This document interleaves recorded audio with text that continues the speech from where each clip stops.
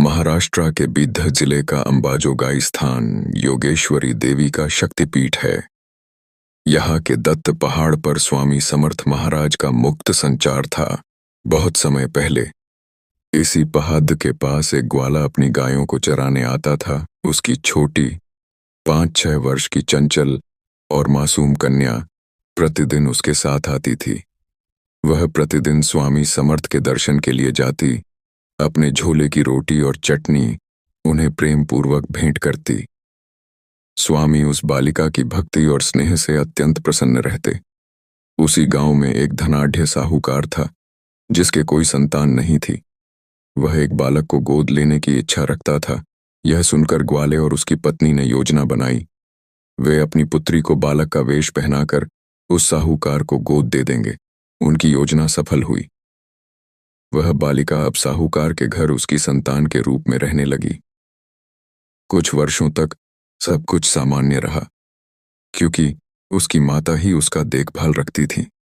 किंतु जब वह युवावस्था में पहुंची तो साहूकार ने उसके विवाह का निश्चय किया। विवाह की रस्में प्रारंभ हुईं, परंतु हल्दी के अनुष्ठान के समय यह रहस्य उजागर हुआ कि वह बालक वास्तव में एक कन्या है। पूरा गांव आश्चर्य और क्रोध में भर गया। साहूकार की प्रतिष्ठा धूल में मिल गई। मामला तत्काल राजा के दरबार में पहुंचा। राजा ने कठोर आदेश दिया, उस कन्या का सिर काट दिया जाए और उसके माता पिता को गांव से निकाल दिया जाए। निर्दोष बालिका को मृत्युदंड के लिए दत्त पहाड़ पर लाया गया।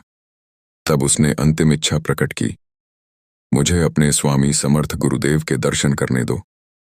राजा की अनुमति से उसे स्वामी समर्थ के समक्ष ले जाया गया।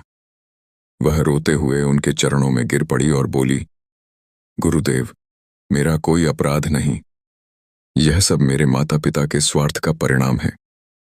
स्वामी समर्थ का तेजोमय स्वर गूंज उठा, इस निर्दोष बालिका का कोई दोष नहीं। साहूकार को यहां बुलाओ।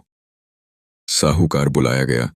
तब स्वामी समर्थ ने कहा, अब तुम सब स्वयं जांचो, यह बालक है या बालिका। और उसी क्षण घटित हुआ अद्भुत चमत्कार। स्वामी समर्थ के दिव्य संकल्प से वह बालिका क्षण भर में बालक में परिवर्तित हो गई। सभी लोग स्तब्ध रह गए।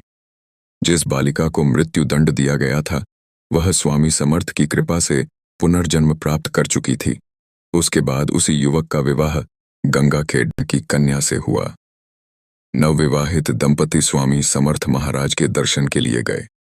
स्वामी जी ने उन्हें आशीर्वाद देते हुए कहा, धर्म मार्ग पर स्थिर रहना। जब तुम्हें 2 पुत्र हों और वे बड़े हो जाएं, तब अक्कलकोट आकर मुझसे पुनः मिलना। उसने स्वामी समर्थ की आज्ञा के अनुसार गृहस्थ जीवन व्यतीत किया।